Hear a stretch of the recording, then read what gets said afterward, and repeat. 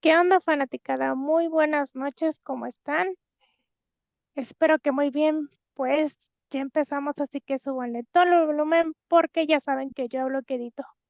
Y pues estamos transmitiendo este miércoles 11 de diciembre del 2024 por el Facebook de Violeta Radio. Recuerden que también pueden escucharnos a través de www.violetaradio.org y también pueden descargar la app de Radios México y ahí buscan Violeta Radio. Y ya saben dónde están los audífonos morados, ahí le pican. Y pues me da mucho gusto tenerlos por aquí. Y el tema de hoy es discapacidad en paraplegia y tetraplegia. Y pues hoy no estoy de manteles largos, estoy de manteles extra súper largos porque tengo el honor de por fin tener este invitado de lujo, que es toda una personalidad y está aquí. ¡Yay! Por fin. Tengo todo el placer de presentarles a nuestro invitado. Él es José Fren Israel Grijalbo Otero. Es originario de Pachuca, Hidalgo. Se graduó de médico cirujano en la Universidad Autónoma de Hidalgo y de neurocirujano. Maestro y doctor en ciencias médicas en la Universidad Nacional Autónoma de México. Realizó una estancia postdoctoral en la Universidad de Miami en Estados Unidos y en Miami Project to the Cure Paralysis. Es investigador del Instituto Mexicano del Seguro Social desde el año 1994 y jefe de la Unidad de Investigación Médica de Enfermedades Neurológicas del Centro Médico Nacional Siglo XXI. Es investigador nacional nivel 2. Ha graduado a 10 alumnos de especialidad, 16 de maestría y 3 de doctorado. Tiene 80 artículos científicos publicados, así como 10 capítulos de libro y 3 libros. Bienvenido, doctor. Qué placer de verdad tenerlo aquí. Y qué bueno que está con nosotros por fin. ¡Yay! Muchas gracias, doctor. Gracias, Tania. Gracias, pues para mí es interesante estar con ustedes.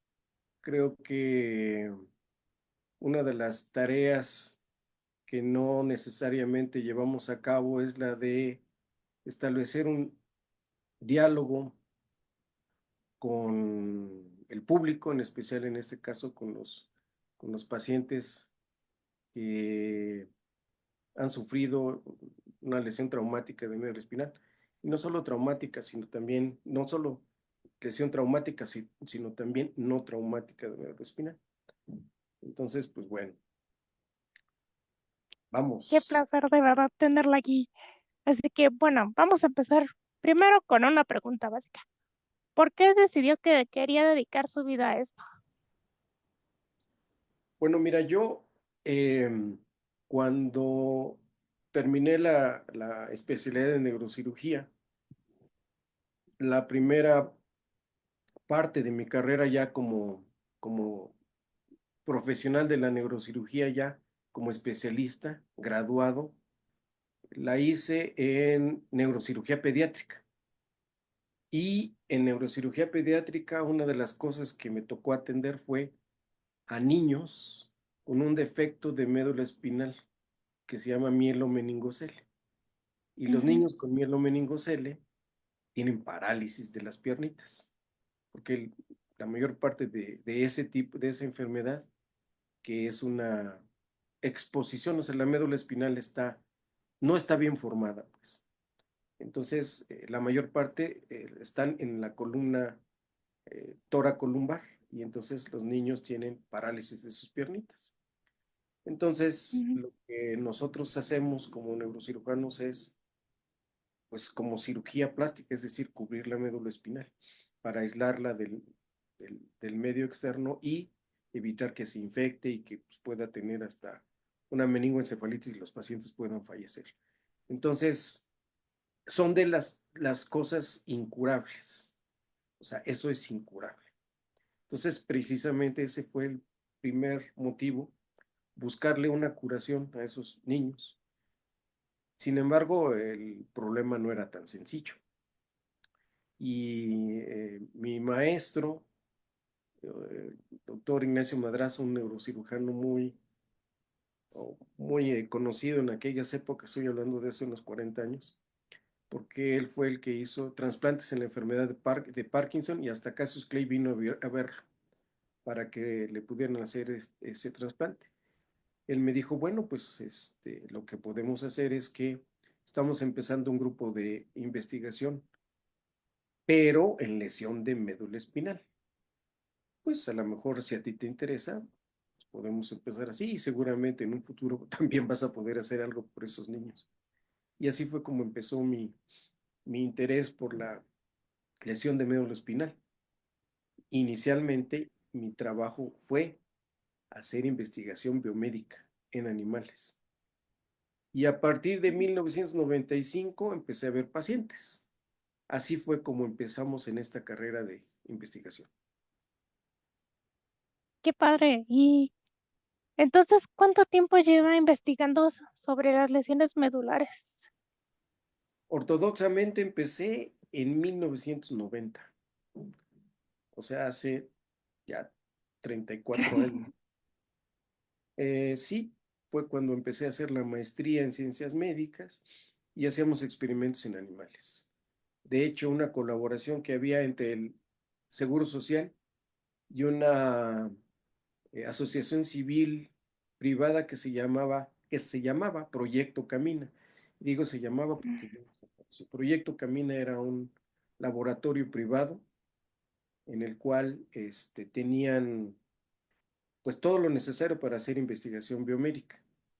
Y allí estuve trabajando durante varios años, inicialmente haciendo experimentos en ratas para buscar la curación o por lo menos la mejoría en modelos animales de lesión de médula espinal. ¿Es el que estaba aquí en Tlalpan? Exactamente, Ah, sí me tocó exactamente. ir. Sí, Bueno, justo me tocó conocer a los animalitos que hicieron mucho por nosotros. sí, claro, claro. Doctor, usted que ha estado, es un experto en el tema y que ha estado un buen tiempo en Estados Unidos, que es un país donde salen así como que un montón de cosas científicas y casi casi es como que de los mejores en avances y demás.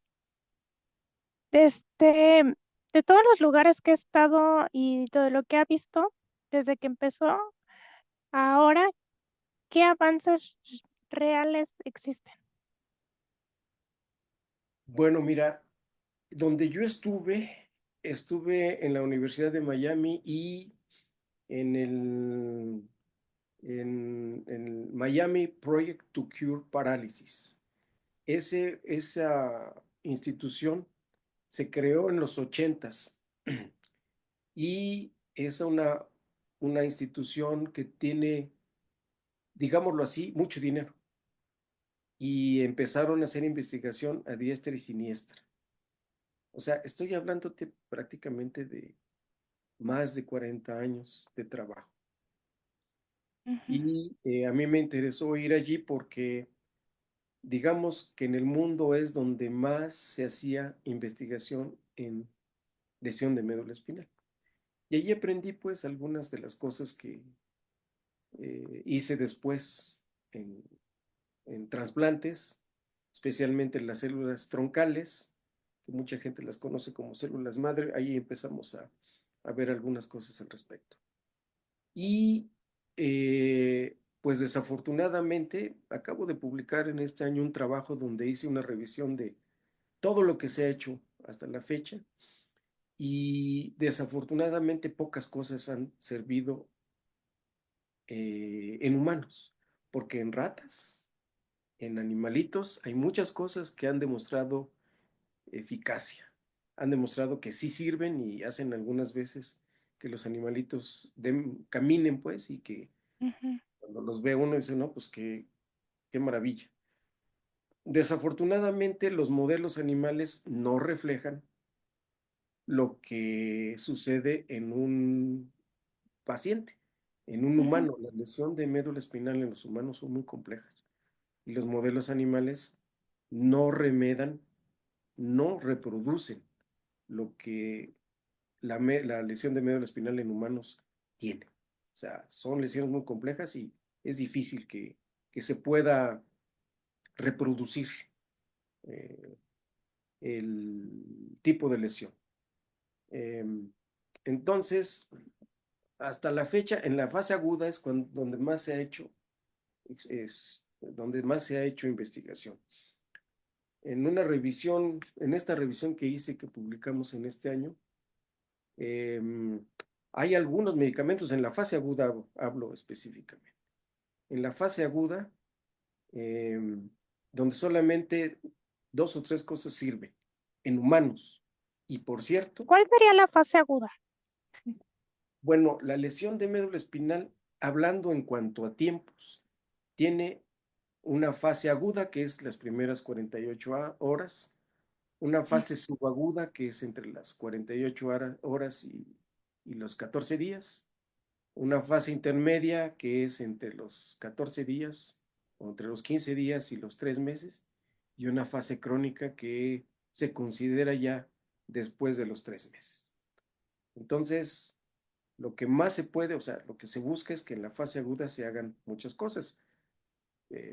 Y también en la subaguda, porque también todavía se pueden hacer, pero decía yo que los mecanismos de lesión de médula espinal son complejos, pues.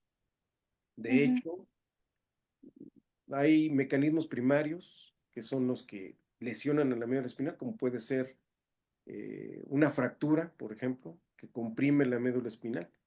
O sea, sería compresión, pero también puede ser por extensión el latigazo en las personas que tienen lesiones por accidentes de coche. Es un estiramiento de la médula. Se estira más de lo que debería y se fracturan. Pueden fracturarse los huesos o pueden estirarse solamente la médula espinal y tener ruptura de los vasos sanguíneos y ruptura también del tejido nervioso con esa extensión tan severa y tan repentina. Y eso también genera problemas serios, porque pues la hemorragia que sucede después puede generar compresión de la misma médula espinal. A mí me Las, pasó justo el famoso latigazo, pero yo sí me fregué. pues sí, o sea, el latigazo es, desafortunadamente, había automóviles que no tenían las cabeceras. Ahora la mayor parte de coches tienen cabeceras que evitan que la cabeza se vaya hacia atrás, que en parte es de las cosas que han mejorado o que han disminuido pues la intensidad, la severidad de las lesiones de médula espinal cervical. Ujú. Entonces, esos son los mecanismos primarios. Una bala, por ejemplo, también. Una bala es un mecanismo primario. Pero después de que ese mecanismo primario, o sea, un cuchillo es como un cuchillo que pasa en mantequilla, pues ese Ajá. sería el mecanismo primario, la bala o la extensión o la compresión. Pero después de eso hay otros mecanismos secundarios que a veces, no a veces, sino generalmente producen mayor daño. Ese mayor daño lo producen sustancias como sustancias tóxicas, se denomina el fenómeno excitotoxicidad. Hay sustancias que se liberan después de esta lesión y esas sustancias favorecen que haya intercambio de sustancias dentro de la médula espinal y que dañan a la médula. O sea, También nuestro hay, cuerpo las generaría. y claro, Esas... Ah, el mismo cuerpo la genera así. De hecho, hay una sustancia que se llama glutamato, que es un neurotransmisor excitatorio que se libera en exceso después de una lesión. Y ese glutamato abre las puertas de la célula de una manera sencillita para que entre mucho calcio a la célula. Y el calcio puede dañar a las estructuras de la misma célula. Entonces se ah, mueren pues, por exceso de calcio. Eso es una de las cosas que dentro de la célula, pues, ujú. eso se denomina excitotoxicidad. Pero también hay peroxidación. Ustedes han oído mucho de los radicales libres. Bueno, pues también hay producción exagerada de radicales libres. Y los radicales libres también se pegan a las membranas. Los radicales libres tienen afinidad por los lípidos, por todas las grasas, pues. Y las neuronas son ricas en ese tipo de sustancias. Entonces se pegan los radicales libres a las neuronas y las matan. O sea, rompen las membranas celulares y al romper las membranas celulares, pues ahora se muere la neurona. Y pues hay otros mecanismos como la entrada excesiva de sodio, en fin, otros mecanismos que son mecanismos secundarios, pero que dañan mucho a la médula espinal, más que el mecanismo primario. Entonces, para controlar esas alteraciones se han experimentado con múltiples medicamentos. Uno de ellos es la metilprednisolona, que hace muchos años, en los 90, se consideraba el tratamiento de elección para un paciente que tenía lesión de médula espinal. Ujú. Todos los pacientes que tenían lesión de médula espinal se les administraba este medicamento metilprednisolona durante las primeras 8 horas porque solamente allí funcionaba. Si se pasaban de 8 horas, parecía que ya no funcionaba. ¿Y sí tenían mejoría? En realidad, después de varios estudios, se demostró que sí hay mejoría discreta. Por eso es uno de los medicamentos que todavía pueden, dependiendo de si los médicos quieren o no usarla, pero que sí ese medicamento es uno de los que pueden servir, metilprednisolona. Es decir, si yo tengo un paciente y llega conmigo durante las primeras 8 horas de que tuvo el accidente, yo sí se lo aplico, porque es, aunque sea una mejoría pequeña, pero eso es mejor que nada. Sí, ¿por qué no caí con usted hace casi 24 años? Bueno, fíjate que hay otras cosas que sí que se ha demostrado recientemente. Antes se hablaba de que pues nada servía para la lesión de médula, a menos que se viera una fractura, pues, y que la fractura estuviera comprimiendo la médula espinal. Solo en esas condiciones se operaban a los pacientes. Ujú. Pero hay lesiones que no fracturan los huesos, pero sí rompen los ligamentos que están alrededor de la columna, pues. Se rompen los ligamentos y se llega, digámoslo así, a dislocar un poco la columna y al dislocar los huesos, después regresan al mismo sitio, pero de cualquier manera se deslizaron y eso comprime la médula espinal. Y Mm. no da aparentemente, cuando uno ve en las radiografías simples o en la tomografía, que es lo que más se frecuentaba antes, actualmente ya la resonancia magnética nos ayuda a ver los tejidos blandos, no solo el hueso. La tomografía ve principalmente el hueso y poquito los tejidos blandos. No, no, no, no diferencia bien. O sea, nosotros no podemos ver la médula espinal claramente en una tomografía y en una resonancia sí la podemos ver claramente. La médula espinal y además los tejidos blandos que están alrededor, como los ligamentos que están en la columna. Entonces, sí podemos ver cuando están rotos. Entonces, y vemos claro que la médula espinal está hinchada. Entonces, es una forma de diagnosticar de mejor manera un problema de lesión de médula espinal, cosa que no teníamos hace 30 años. Ujú. Hace 30 años había tomografía, pero no resonancia magnética.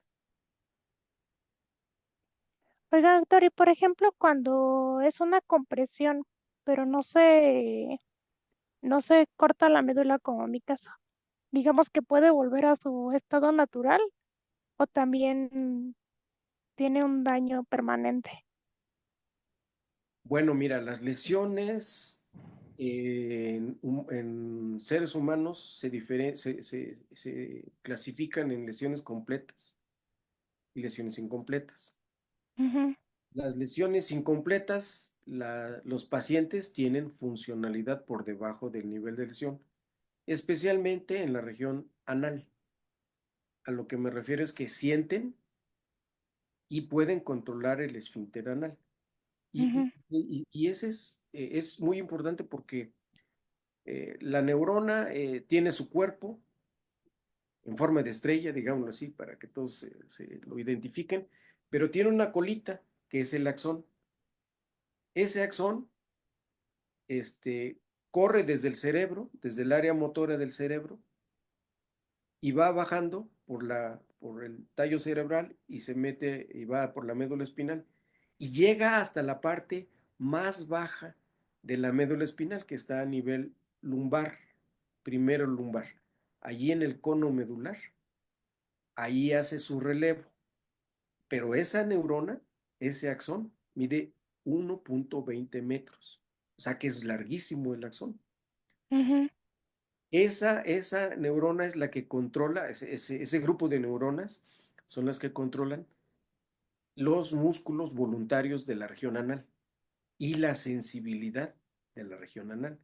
Por eso uno busca que si está íntegra la médula espinal, llega entonces la información hasta la región anal. Esto quiere decir que atraviesa toda la médula espinal.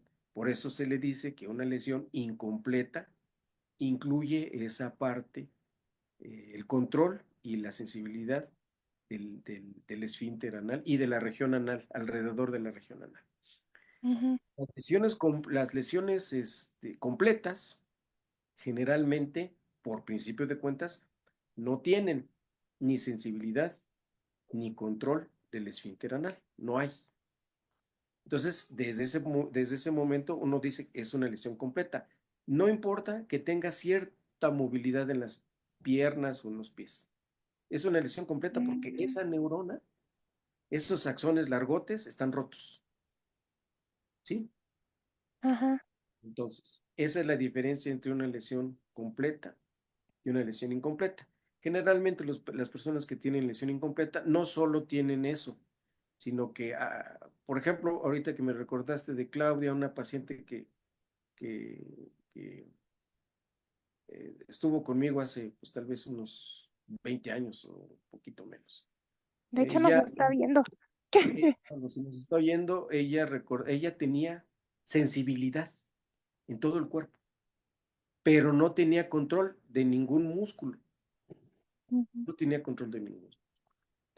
Ella, bueno, señalo porque ella fue una de las personas que empezaron a recuperar la funcionalidad al darles tratamiento con un medicamento que tengo yo ya 23 años de estar trabajando con él. Y ella empezó a mejorar con ese tratamiento. Empezó a mover las piernas, e inclusive empezó a hacer 4 puntos, por ejemplo, que era una cuestión muy complicada para ella. Lo empezó a hacer ujú, y después logró tuvo otros logros, pues, que no voy a señalar en este momento, pero bueno, sí tuvo otros logros. Así como ella tenía una lesión incompleta, porque sí sentía en la colita, pues, ujú, pero después ya empezó a controlar los músculos de las piernas, los músculos de los brazos, porque ya tenía una lesión cervical. Y bueno, ella es una de las pacientes que han tenido una mejoría sustancial. Entonces, pues bueno, sí, adelante. Doctora, ahorita que menciona de ese tratamiento, justo, yo lo conocí justo cuando estaba haciendo ese tratamiento. Digo, no sé si ya había estado con otros grupos así, pero el chiste es que creo que ya tenía así como que su grupo completo y yo llegué así como que de colada y como que de churro me aceptó así como que en su grupo para entrar en este proyecto. Este, eso fue ya hace un poquito más de 20 años. ¿En qué consiste este medicamento, este proyecto?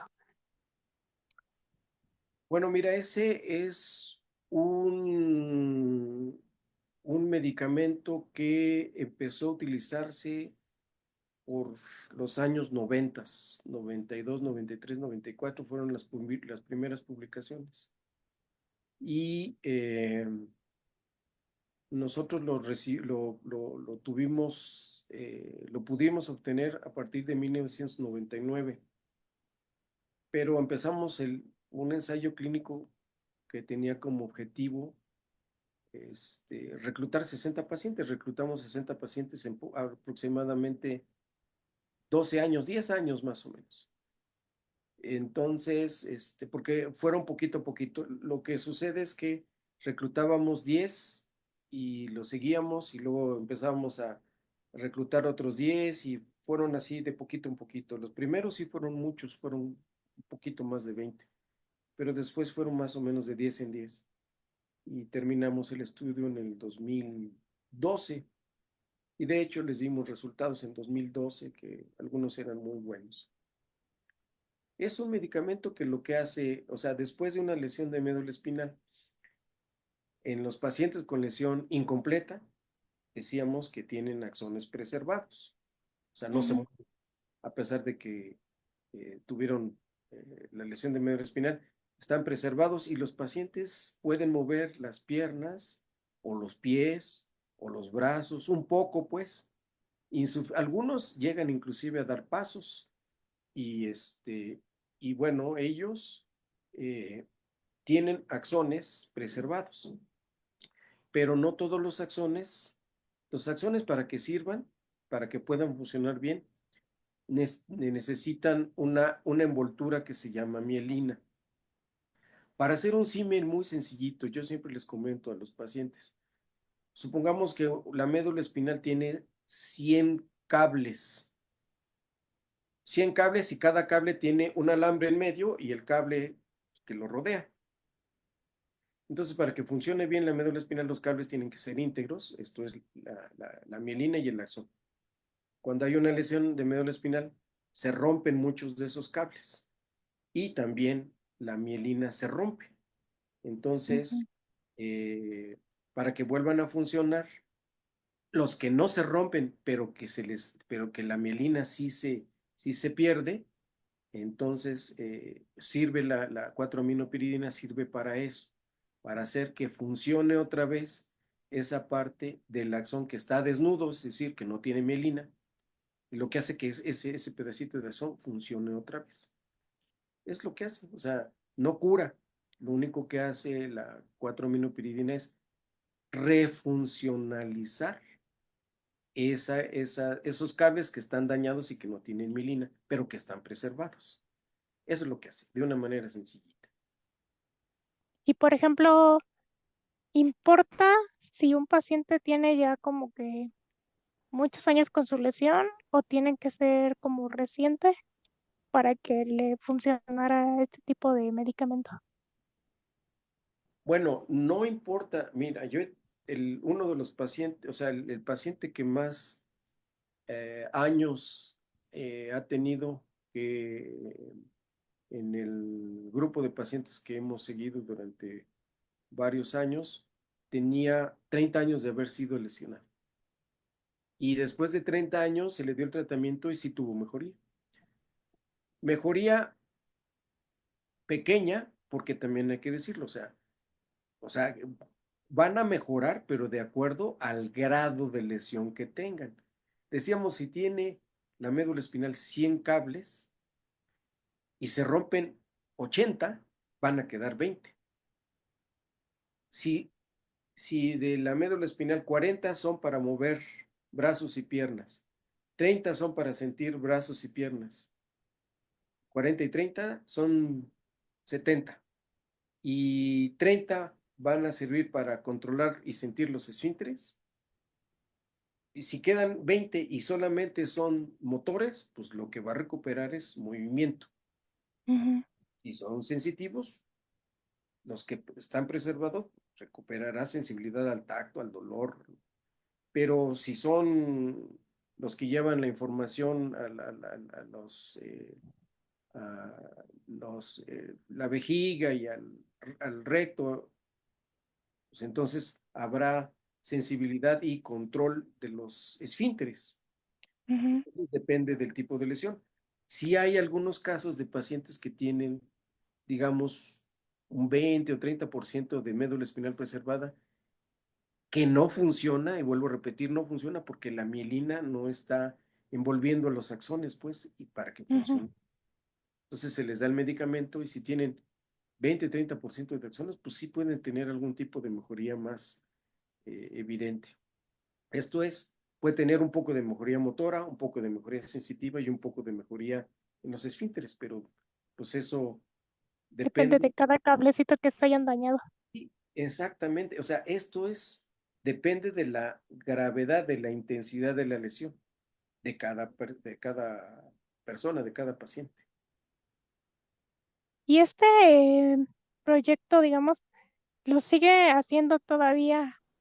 Bueno, ya te digo, yo lo conocí hace 20 años. ¿Lo sigue haciendo ahorita en la actualidad? Bueno, mira, lo que ya demostramos es que más o menos, o sea, vamos, la mayor parte de personas, más o menos un 70% de pacientes con lesión completa y el 85% de pacientes con lesión incompleta mejoran un poquito. Cualquier grado de mejoría tienen todos, pero los que más mejoran son los que tienen lesión incompleta, porque Ujú, si podían pararse y como dar un paso con el tratamiento, pues ya no solo se paran, sino dan más pasos y caminan y empiezan a resistir el caminar, o sea, aguantar caminar más tiempo.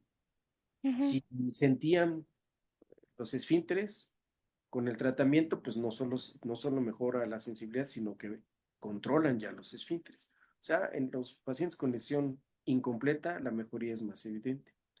Pero en los últimos años, vimos que eh, al darles dosis altas del medicamento, había también mejoría de los pacientes con lesión completa. Entonces, de, hubo un seguimiento de 22 pacientes con lesión completa durante, ya abierto pues porque el ensayo clínico, y te acordarás, tú no sabías si estaba recibiendo el tratamiento o estaba recibiendo placebo. Así ujú, debe hacerse un ensayo clínico aleatorizado, controlado. O sea, tú no escogías si recibías la medicina o el placebo y sí, no no, a sabías nosotros nos daban las cápsulas y tú te las tomabas y tú no sabías si era exactamente. placebo o era medicamento. Exactamente. Esa es la única manera de saber que una cosa es eficaz, solamente. Si no se hace ese tipo de estudios, lo demás es, por ejemplo, un estudio, si se hubiera hecho el estudio como mucha gente, digo, está bien que lo hagan pues de esa manera. Les dan el tratamiento, pero el paciente sabe que recibe el tratamiento. El médico sabe que recibe el tratamiento. Entonces, cuando lo evalúa el médico, pues dice, tiene 4 puntos en el movimiento, no, tiene 5. No, no, sí, pero pues es que está recibiendo el medicamento. Entonces, en lugar de tener 4 puntos, le pone 5, ¿no? Mm, Y el paciente, como sabe que está recibiendo el tratamiento, le echa más ganas para poder mover o sentir, pues. Y ajá, entonces el paciente le echa más ganas porque pues estoy recibiendo el medicamento maravilloso, ¿no? Entonces, eso es una cuestión subjetiva, que el paciente también le echa ganas y puede, de alguna manera, porque ya lo hemos visto, mejorar sus evaluaciones, aún recibiendo placebo. Yo estoy ujú, hablando de de nuestros pacientes, pero pues si el paciente lo sabe, pues con más razón le va a echar más ganas. Entonces, hay muchos estudios que se hacen así. Y digo, no dudo que tengan utilidad, o sea, porque sí he oído de algunos estudios, no he oído, he leído, porque son publicados, pues, y ujú, nosotros nos basamos en la medicina basada en la evidencia. Los estudios científicamente bien hechos son los que nosotros consideramos que vale la pena leer y que también en algunos casos vale la pena seguir o reproducir, pues. Entonces, pues eso lo hacemos como parte de una evaluación crítica de lo que se publica en la literatura científica. ujú. Y por ejemplo, si, bueno, ahorita sigue siendo bueno, sigue teniendo pacientes que estén en no sé Bueno, si todavía ese protocolo ya no, lo que pasa es no que sé cómo llamarlo.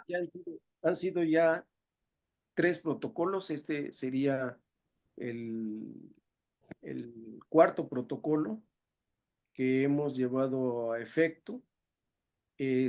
Pero en este protocolo lo que tratamos es de demostrar que con dosis altas de 4-aminopiridina, los pacientes con lesión completa también mejoran. 1 de cada 5 mejoran. Esto es, no es, vuelvo a repetir, no es una maravilla, es decir, no se van a curar, Que no es no es la cura milagrosa, pero ayuda. pero ayudan porque algunos de los pacientes han logrado mejorías sustanciales y con lesión completa, con lesión completa. De hecho, lo que nosotros buscamos es en los pacientes que en la exploración clínica que se les hace, o sea, se les evalúa todo el cuerpo, incluyendo la región anal, por ejemplo, para saber si es cierto que sienten y controlan o no. Ujú, Y se hace una resonancia magnética para ver si hay médula espinal preservada. Esto es que en la zona de lesión haya un pedazo de médula espinal que atraviese la zona de lesión. Si tienen esas dos características, entonces entran en el protocolo porque tienen lesión completa clínicamente, pero incompleta en resonancia magnética, lo cual le da la oportunidad de mejorar después de recibir el tratamiento. Nosotros, o sea, lo que hemos visto es que 1 de cada 5 pacientes con lesión completa tienen mejoría sustancial. Sustancial quiere decir que por lo menos ganan entre el 5 y el 10% de funcionalidad. O sea que desde el punto de vista clínico es mucho y es ujú. lo que más nos importa, que los pacientes mejoren el movimiento, mejoren la sensibilidad, el control de esfínteres, mejore su calidad de vida, su independencia, porque pues, imagínate con un paciente con lesión cervical que no puede comer, que le tienen que dar de comer en la boca, después de ganar 2, 3 puntos en la escala motora, pues hace la diferencia de que ellos empiecen a comer solos. O sea, puede ser que para cualquier otra persona eso no sea importante, pero el hecho de comer solo, de empezar a maquillarse en el caso de las mujeres, a peinarse o de afeitarse los hombres, de ayudar, conste, a vestirse en un paciente con lesión Ujú, cervical, es bastante, diría yo. Digo bastante porque ustedes mismos me lo han hecho, me lo han hecho, eh, me lo han dicho, me lo han enfatizado, es que yo no podía hacer tal cosa. Yo recuerdo a alguna de mis pacientes que decía, doctor, es que yo no podía, o sea, podía mover un poco las manos, pero no podía, por ejemplo, destapar los contenedores. Y ujú. después decía, no, ahora yo puedo destapar los contenedores, ya no necesito que me los destapen. Ah, podía comer este, con el tenedor, pero le tenían que cortar la comida. Después ya la podía cortar ella misma. Entonces son cosas que a lo mejor para la gente no tiene mayor importancia, pero para ustedes sí. Sí, justo lo que le comentaba el otro día, que creo que alguien lo había cuestionado, que si se le hacía como mucho que hubieran avanzado 3 puntos.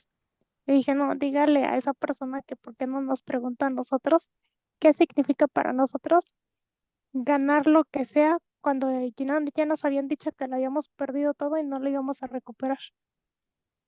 Para nosotros mover cualquier cosa o sentir cualquier cosa es así como que, wow, porque ya lo teníamos perdido, porque nos dijeron que ya lo teníamos perdido y no lo íbamos a recuperar. Tan fácil como el caso de Christopher Reeve, que tuvo una lesión igual cervical y lo único que movía era creo que el dedo índice, ¿no? Y con ese hacía todo. Entonces yo creo que si le hubieran preguntado a Christopher Reeve qué significaba para él mover su dedo, yo creo que ha de haber dicho el mundo, poder interactuar con el mundo. Sí, realmente sí, o sea, empecé a ver pacientes desde 1995. Yo he operado pacientes con lesión de médula espinal porque han tenido compresión. Compresión, es decir, pues vemos evidentemente que la columna está dañada, que está fracturada y que está comprimiendo la médula espinal. Y los hemos operado, hemos hecho la descompresión y han mejorado clínicamente. Sí, pero desafortunadamente, ojalá que todos fueran en ese sentido, que todos fueran candidatos a hacerles descompresión. Desafortunadamente no es así. O sea, yo he visto probablemente en estos, eh, pues ya casi 30 años, probablemente he visto al menos unos 150 pacientes, por lo menos, al menos. Y te digo 150 pacientes que han estado conmigo de diferentes maneras. Y ustedes son los que me han remarcado las cosas. Por ejemplo, los pacientes me dicen, para mí no es tan importante caminar como controlar el esfínteres. Y yo siempre pensé, bueno, previamente, pensé que lo más importante para ustedes era caminar. Desde luego que sí. Muchos me dicen, no, pues yo sí quiero caminar. Pero algunos otros me han dicho, doctor, yo caminar ya estoy adaptado. Ya no me interesa caminar. Lo que sí quiero es controlar esfínteres. Entonces, pues bueno, el medicamento este que estoy señalando ha ayudado a muchos pacientes a controlar esfínteres, a sentir y a controlar esfínteres. Desafortunadamente, no son todos. Y vuelvo a repetir, es que eso no depende del medicamento, depende de la severidad de lesión que tengan los pacientes. Un paciente con lesión completa, clínicamente y en resonancia magnética, no va a tener ninguna mejoría.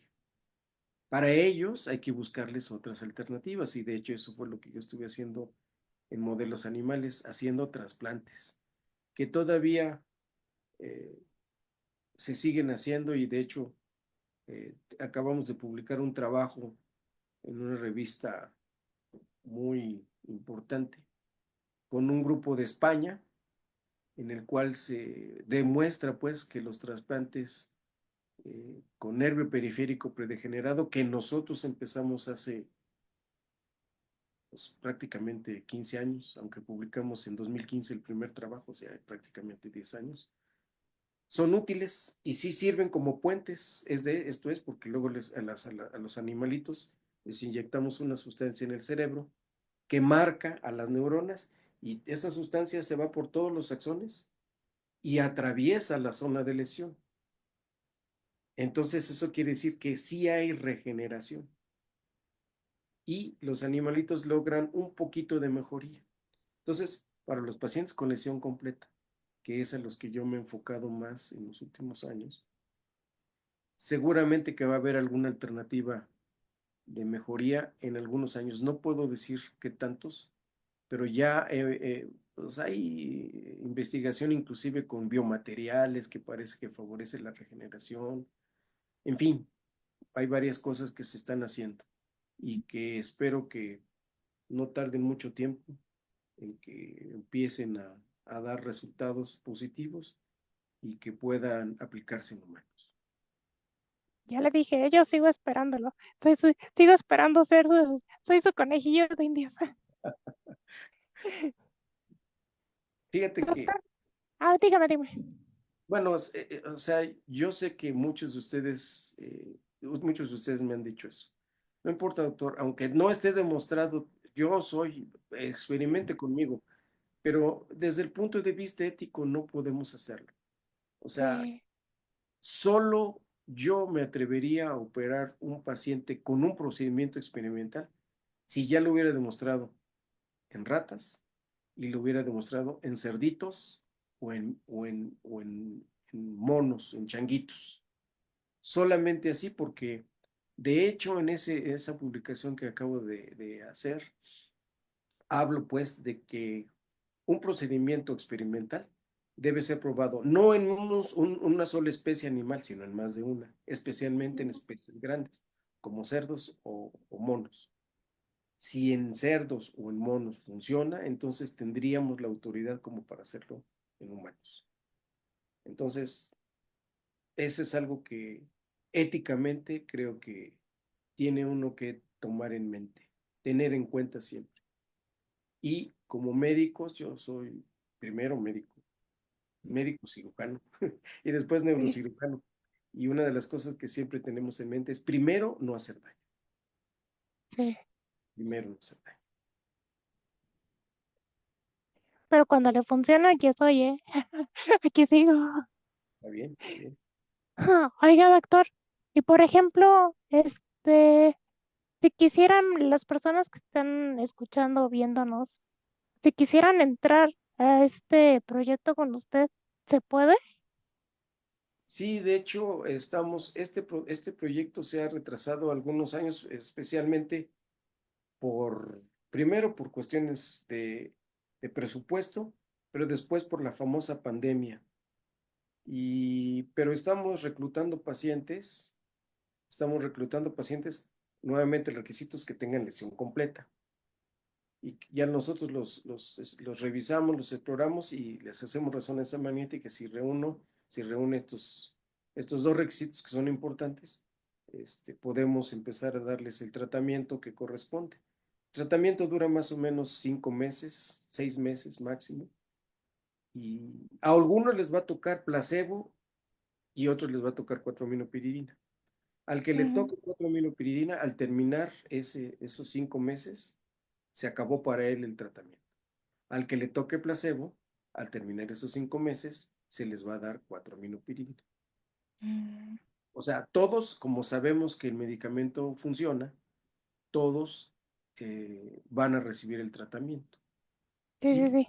estamos reclutando pacientes, de hecho, estamos reclutando pacientes y realmente solamente tenemos 3 sedes actualmente.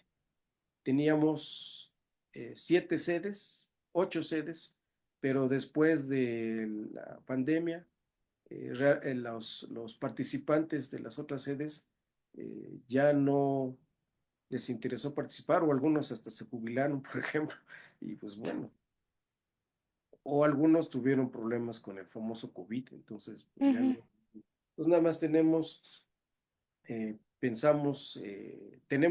que reclutar pacientes aquí en la Ciudad de México, que es donde más pacientes vamos a reclutar.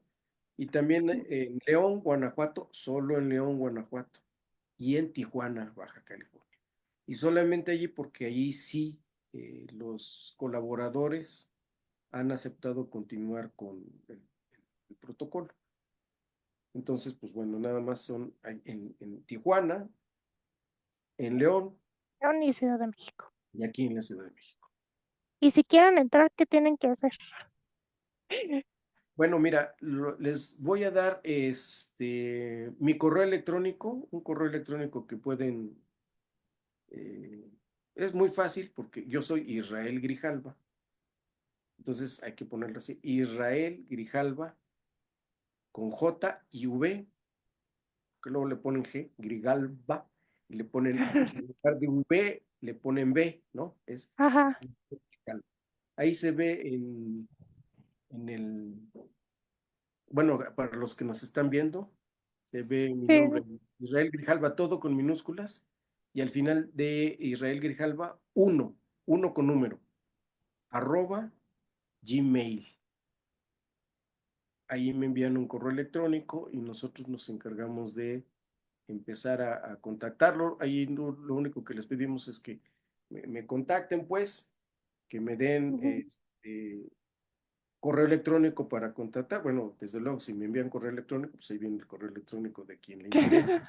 Y también pueden, si así lo consideran, pues incluir su teléfono, su número telefónico, ya sea de casa o móvil, teléfono móvil, para que nosotros los contactemos. Y si quieren entrar, ¿tiene algún costo? No, Reponer? bueno, mira, es otra de las cosas, es una de las limitaciones. El, yo soy investigador del Seguro Social. Ujú. El protocolo está autorizado para hacerse en pacientes del Seguro Social y el financiamiento que se nos dio es del Seguro Social. Entonces, de principio, Tienen que pertenecer al Seguro Social. tienen que pertenecer al Seguro Social, tienen que tener número de seguridad social. En algunas ocasiones, por alguna razón, hay algún paciente que esté,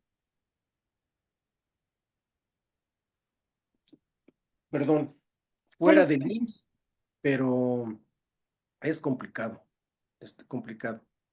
Eh, y pues a lo mejor pudiera hacerse alguna gestión para que se pueda recibir tratamiento, pero sí no es sencillo. Las reglas del Seguro Social dificultan que para no derechohabientes se pueda dar el tratamiento. Esa es una ujú, limitación que, pues bueno, desafortunadamente no es fácil hacerla a un lado. Entonces, no cuesta porque, pues, al final de cuentas, para los derechohabientes del Seguro Social es gratuito, pues. O sea, lo único ujú. que El único requisito es como tener lesión medular completa y que pertenezcan al Seguro Social. sí, así es. Así es. Y con eso, con ese correo electrónico, pues pueden comunicarse conmigo. Ya después ya empezaremos a identificar y hacer citas y empezar a hacer la evaluación, las evaluaciones que corresponden. Así Qué es. padre. Porque por aquí es que el programa tiene un chat. Entonces aquí en el chat hay muchos interesados. Por ejemplo, está, dicen que cómo se llama el tratamiento, y creo que 4-aminopiridina. Dice, buenas noches, hará un grupo el doctor para tomar el tratamiento. Gracias. Yo Orozco, doctor, me gustaría entrar a su grupo de WhatsApp para tomar el tratamiento, se lo agradecería. Edgar Álvarez, muchas felicidades, mi gran amigo, doctor Grijalva. Federico Olivares, las células madre, ¿qué tanto han ayudado a la recuperación? Gracias. Bueno, las Sé células, cuántas personas,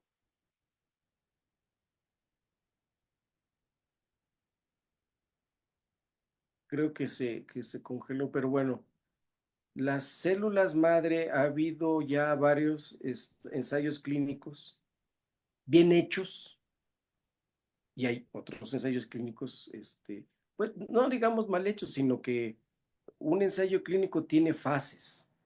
Entonces, la fase uno es un estudio en el cual se ve más bien la seguridad del procedimiento que sea, ya sea medicamento o células o lo que sea. Se tiene que probar y solamente se ve la seguridad, es decir, que no haga daño, pues es lo más importante.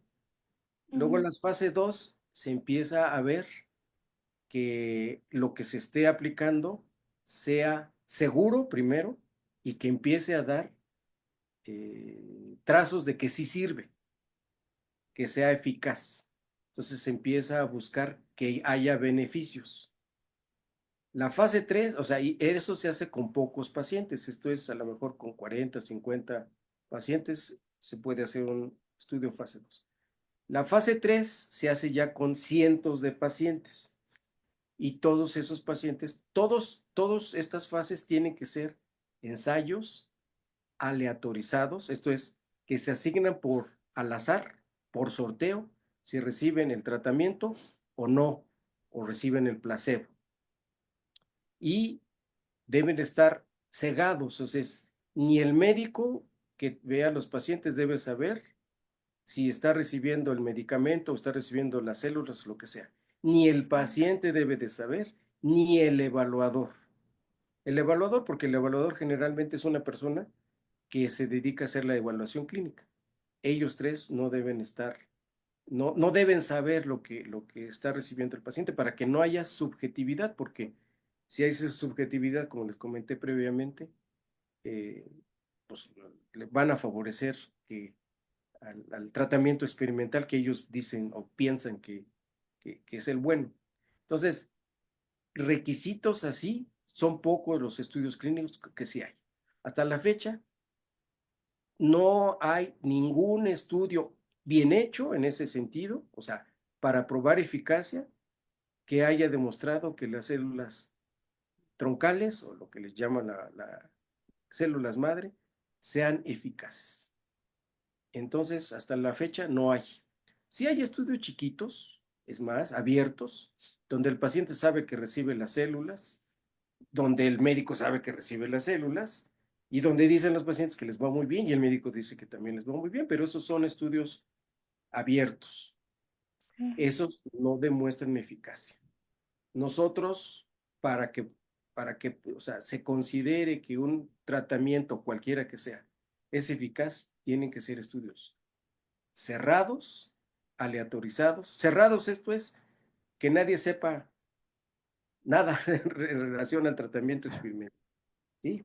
Cegados, nadie sabe si recibe o no recibe. Y aleatorizados para que no haya preferencias, pues. Ah, ese es paciente que tiene más probabilidades de mejorar, pues entonces que recibe el tratamiento experimental. Este tiene menos probabilidades de mejorar, pues que recibe el tratamiento control o testigo. Entonces, eso se evita con el sorteo. Se sortea de diferentes maneras, inclusive actualmente hasta con números aleatorios que nos da la computadora, es así como se hace.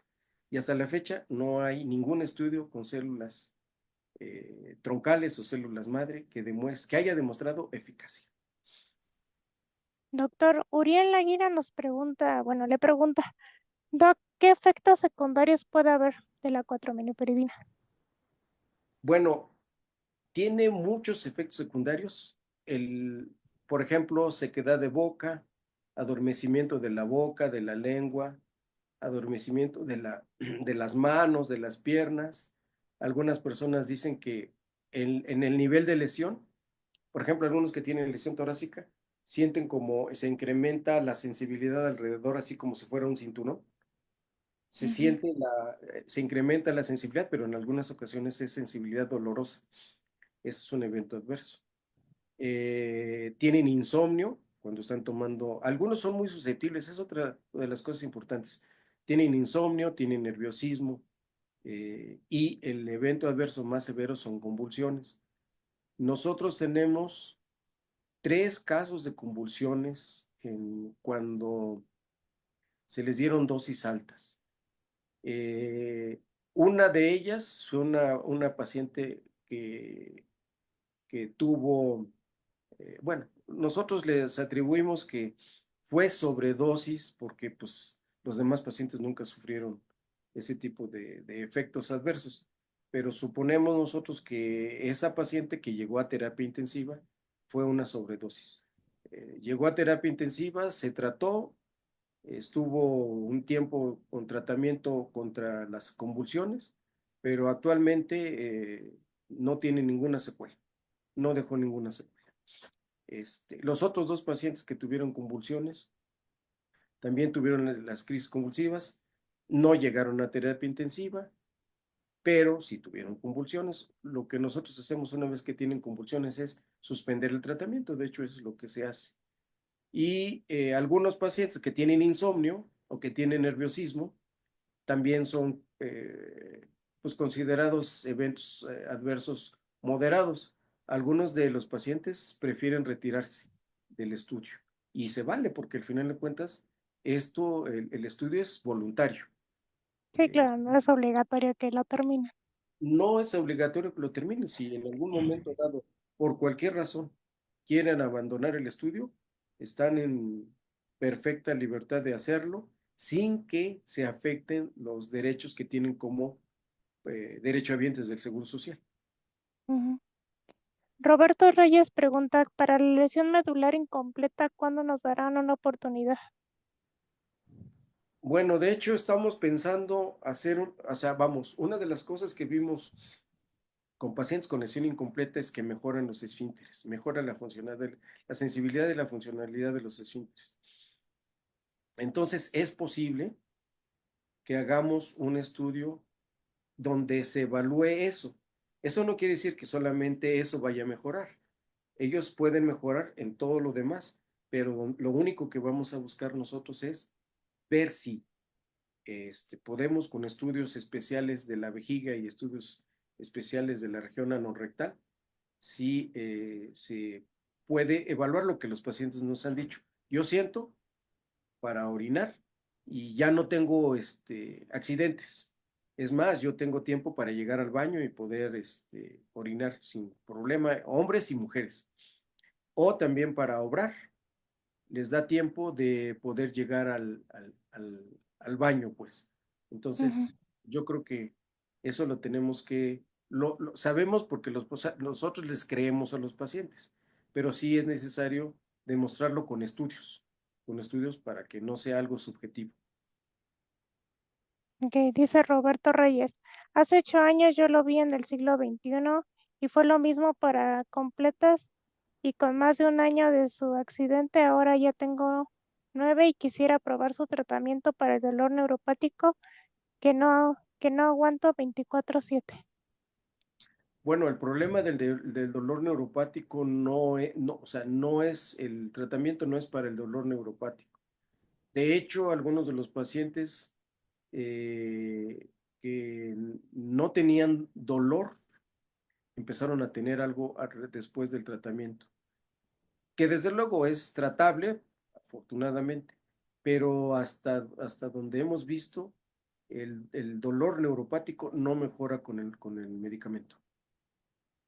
Ok, y ya como última pregunta, porque ya somos sobre tiempo, dice Evelia Andrade, ¿qué piensa el doctor del tratamiento CN1 que aplican en Madrid, España? Se sabe de personas que les ha funcionado. Bueno, lo que les ponen ellos es células troncales de médula ósea. Se las inyectan en la columna, en el espacio subaracnoideo. Ese es un estudio abierto que el doctor Vaquero hizo y publicó en 2019. Fue la última publicación que hizo el doctor Vaquero, pero no avanzaron más. Ese es un estudio abierto. Entonces, o sea, la eficacia no está probada. Puede ser útil, a lo mejor sí, pero eh, tenemos nuestras hipótesis en torno a por qué hay mejoría en cuanto a ese tratamiento. Pero no es eficaz. De hecho, si fuera eficaz, como ya muchos me lo han señalado, no es la primera persona que me lo dice, ¿ustedes creen que los gringos, que son los que tienen mucho dinero para hacer, ahí por ejemplo en Miami Project, ¿ustedes creen que no lo hubieran hecho? Ya lo tendrían en Estados Unidos como parte del tratamiento, porque los estadounidenses tienen suficiente dinero como para poder aplicar lo que sea. Entonces, seguramente ellos ya lo tendrían como tratamiento y en realidad no lo están tomando en cuenta. Híjole, ay no, doctor. No, ya este programa sí debía haber durado como 3 horas, porque todo el mundo quiere saber y me están haciendo ahora sí un chorro de preguntas, pero ahora sí ya estamos sobre tiempo y pues ya nos tenemos que ir. A ver si ojalá después tenga la oportunidad de hacer una segunda parte si me hace espacio en esa apretada agenda para seguir pues hablando de ese tema que se me hace tan interesante y creo que hay muchos interesados que quieren entrar en el proyecto y preguntarle otras tantas cosas. Bueno, sí, pues yo creo que podremos buscar algún otro día en el que podamos continuar con este diálogo. Con mucho gusto. Ok, pues muchísimas gracias, doctor, de verdad, qué placer y qué privilegio que nos haya dado el tiempo para estar aquí en el programa. Por fin se me hizo tenerlo aquí y de verdad que es un placer que esté aquí como invitado y como amigo doctor que conozco desde hace más de 20 años. Y pues bueno, nos vamos a tener que despedir, no quisiera, pero pues nos despedimos por hoy, no sin antes agradecer a la fanaticada por su compañía, por supuesto al doctor Israel Grijalva Otero, a Maru Chávez por la coordinación y a Balán por la producción. Y pues este es el último programa del año, así que pues nos vemos el próximo año con más cositas y pues que tengan muy bonitas fiestas. Feliz Navidad, doctor. Muchas gracias. Feliz Navidad, Igualmente para Palam. ustedes, felices fiestas para ustedes. Cuídense mucho y nos vemos el próximo año. Bye bye. Gracias.